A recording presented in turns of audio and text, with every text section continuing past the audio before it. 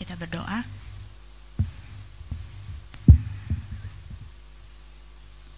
Bapa dalam surga, beberapa menit ke depan ini kami mau bersama-sama membaca dan merenungkan firman-Mu. Bantu kami Tuhan untuk mengerti, memahami, dan menghidupinya. Tolong hamba-Mu yang penuh dengan keterbatasan ini, kiranya Engkau memberkati waktu yang telah Engkau sediakan ini bagi kami. Di dalam nama Tuhan Yesus kami berdoa. Amin. Selamat malam Bapak Ibu dan Saudara sekalian. Pada malam hari ini tema yang diberikan adalah dua jenis manusia. Diambil dari Matius 7 ayat 24 sampai 27. Kita akan membaca secara silih berganti ya. Saya akan membacanya terlebih dahulu dan saudara-saudara akan meresponinya begitu ya. Matius 7 ayat 24. Setiap orang yang mendengar perkataanku ini dan melakukannya, ia sama dengan orang yang bijaksana yang mendirikan rumahnya di atas batu.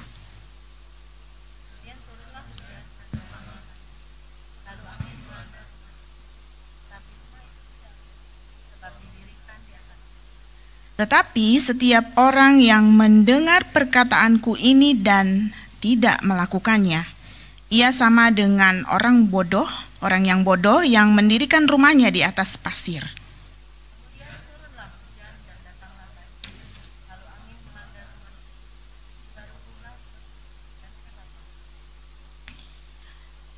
Saudara, ayat firman Tuhan yang baru saja kita dengar adalah bagian terakhir dari khotbah Tuhan Yesus di bukit, ya. Dan Tuhan Yesus menekankan dalam ayat-ayat ini tentang dua jenis manusia. Jadi, yang satu jenis manusia adalah orang yang mendengarkan perkataan Tuhan Yesus dan kemudian melakukannya. Ada unsur ketaatan. Dan tetapi yang lainnya lagi, yang satu lagi adalah orang yang hanya mendengarkan perkataan Tuhan Yesus dan tidak melakukannya.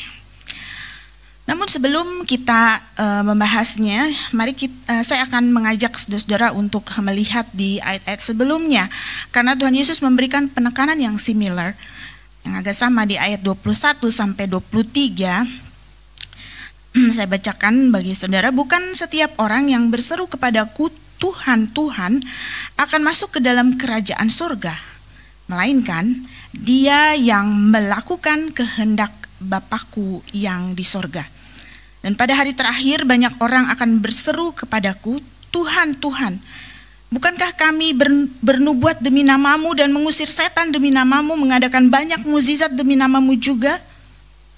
Ayat 23, pada waktu itulah aku akan berterus terang kepada mereka dan berkata, aku tidak pernah mengenal kamu, enyahlah daripadaku, kamu sekalian pembuat kejahatan. Saudara, ayat ini sangat pasti mengagetkan kita walaupun kita pernah membacanya. Dan kalau kita lihat dari ayat 22, sepertinya yang dimaksud adalah orang-orang siapa yang tidak dapat masuk ke dalam kerajaan sorga adalah orang-orang yang melayani Tuhan, orang-orang yang sibuk, bahkan dipakai secara luar biasa karena mereka bisa bernubuat, mereka bisa mengusir setan, bahkan mengadakan mukjizat. Tapi yang lebih mengerikan juga adalah perkataan tertulis di ayat ke-22 bahwa akan banyak orang akan berseru Tuhan, Tuhan, dan Tuhan akan mengatakan, aku tidak mengenal engkau, enyahlah daripadaku.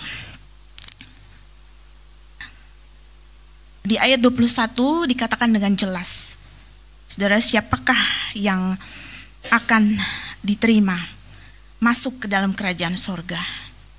Bukan yang berseru kepada Tuhan dari mulut mereka, Tuhan, Tuhan, tetapi mereka yang melakukan kehendak Bapakku yang di sorga.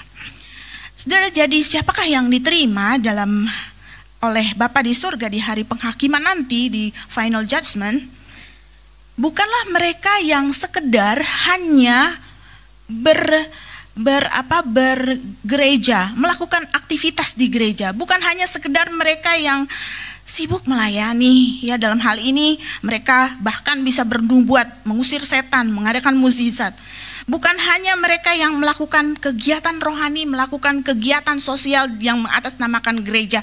Bukan hanya mereka yang mengakui dari mulut mereka bahwa Tuhan adalah Juru Selamat, Raja dan Mesias. Tetapi mereka tidak mempunyai hasrat untuk taat melakukan kehendak Tuhan.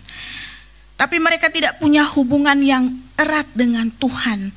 Dan mereka merasa itu tidak penting bahkan untuk mempunyai suatu relasi yang intim dengan Tuhan. Saudara, seseorang yang punya relasi yang erat, yang intim dengan Tuhan pasti akan mempunyai suatu kerinduan hasrat untuk taat kepada Tuhan. Taat untuk melakukan kehendak Tuhan dan melakukan segala titah-titah Tuhan. Walaupun kita tahu untuk taat itu sulit. Kita masih ada di dunia ini, akan ada banyak pencobaan sehingga sulit untuk taat. Tetapi Tuhan yang akan memampukan kita.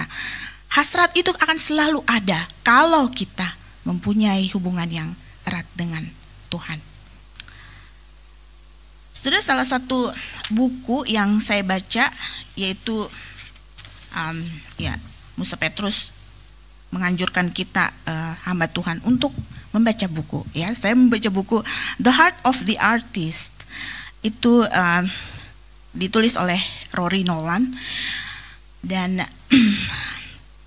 buku ini menulis beberapa kasus yang terjadi pada artis. Dalam hal ini maksudnya artis itu adalah dia menyebutkan artis, Rory adalah orang yang mempunyai talenta-talenta khusus yang melayani di gereja ya dengan talenta yang Tuhan berikan, melayani di depan orang banyak, dilihat orang banyak.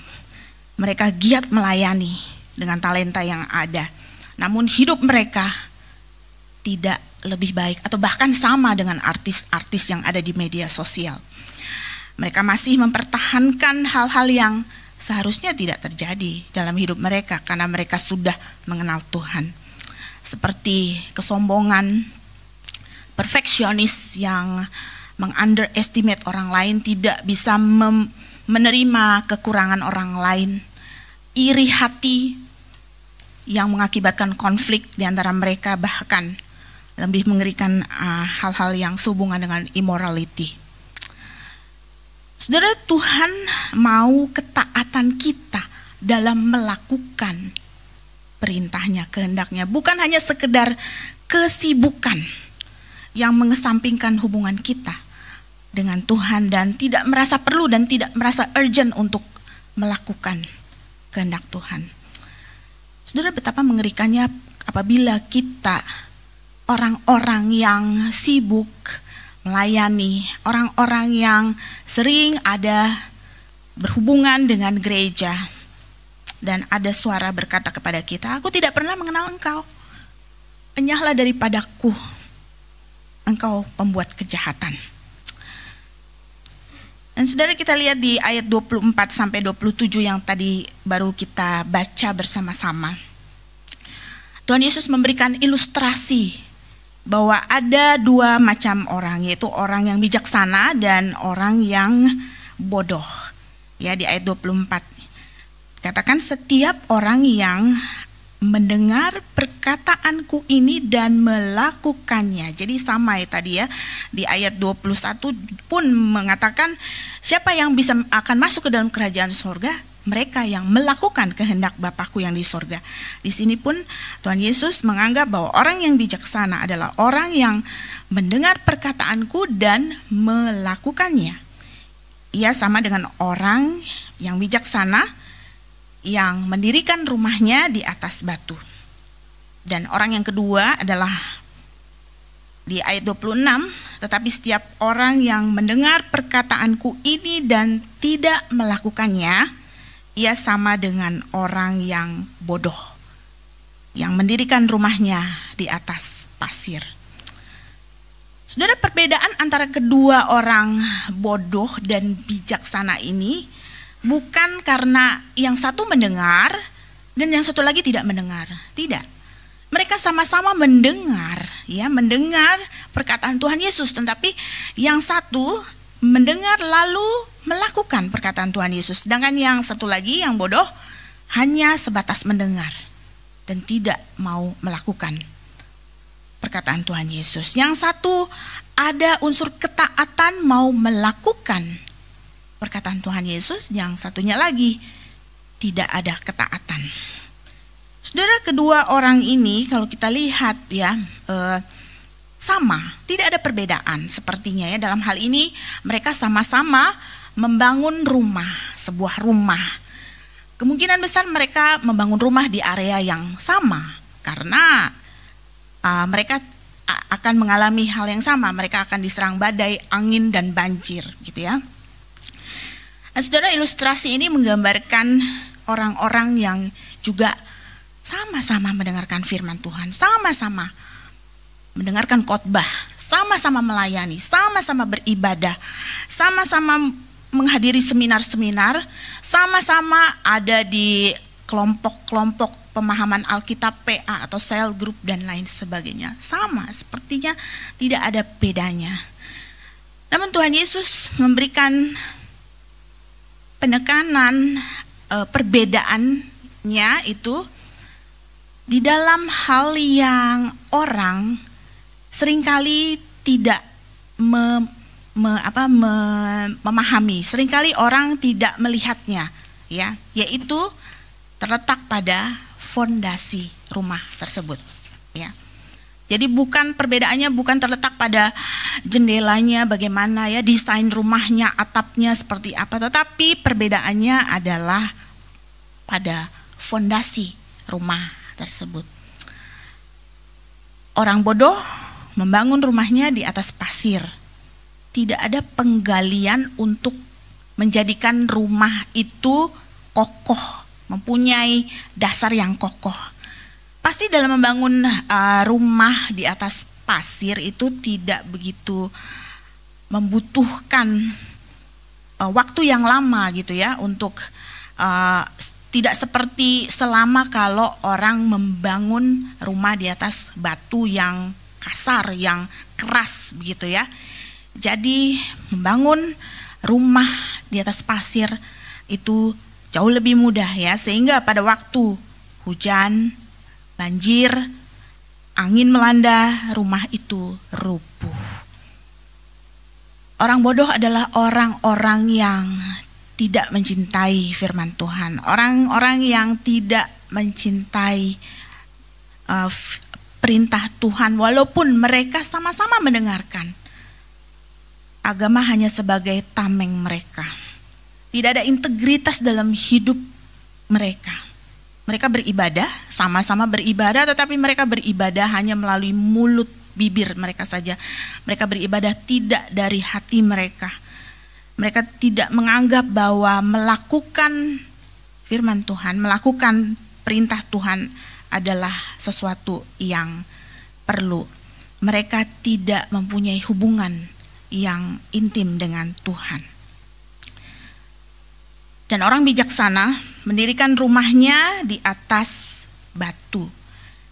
Dia menggalinya supaya mendapatkan fondasi yang kokoh di atas batu itu, yang pasti membutuhkan waktu lebih lama lagi untuk membuat fondasi kokoh, sehingga pada waktu hujan, angin, banjir melanda, rumah itu tetap kokoh, tidak rubuh. Orang bijaksana adalah orang yang membangun fondasi hidupnya dengan mencintai firman Tuhan, mencintai perkataan Tuhan. Hatinya taat, tulus, karena mereka senantiasa membangun hubungan yang erat dan intim dengan Tuhan. Lalu apakah artinya hujan, banjir, angin yang melanda? Ada yang menafsirkan, saudara, bahwa hujan, banjir, dan angin yang melanda adalah menunjuk kepada badai kehidupan yang melanda di dunia ini. Tetapi ada juga yang menafsirkan bahwa ini menuju kepada hari penghakiman yang akan datang, yaitu final judgment. Tapi yang lebih penting dari itu, saudara, adalah kita termasuk orang yang mana? Orang yang bijaksana atau orang yang bodoh? Apakah kita adalah orang-orang yang mencintai perintah Tuhan, yang mencintai firman Tuhan? Apakah kita adalah orang-orang yang berhasrat, merindukan untuk senantiasa taat, melakukan segala perkataan Tuhan?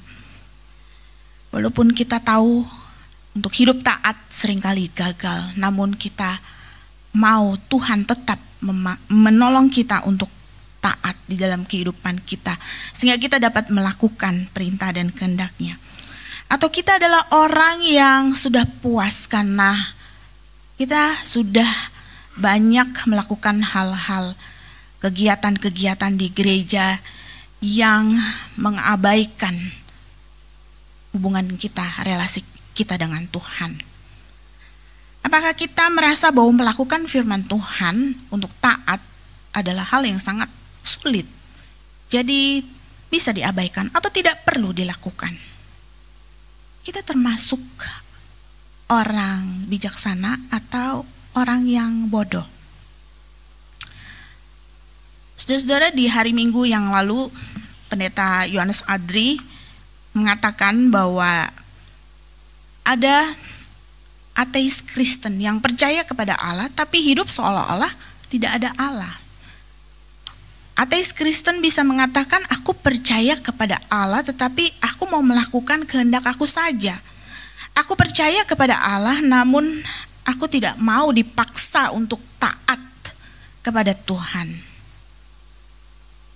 Saudara, kita termasuk orang bodoh atau orang bijaksana. Jangan sampai kita di suatu hari nanti kita mendengar suara yang sangat mengerikan mengatakan, aku tidak kenal engkau, siapa engkau, enyahlah daripadaku, engkau pembuat kejahatan. Biarlah kita bisa merecek tentang kehidupan kita, agar kita bisa senantiasa tahu apakah kita orang bodoh atau orang bijaksana. Dan biarlah Tuhan menolong kita. Mari kita berdoa.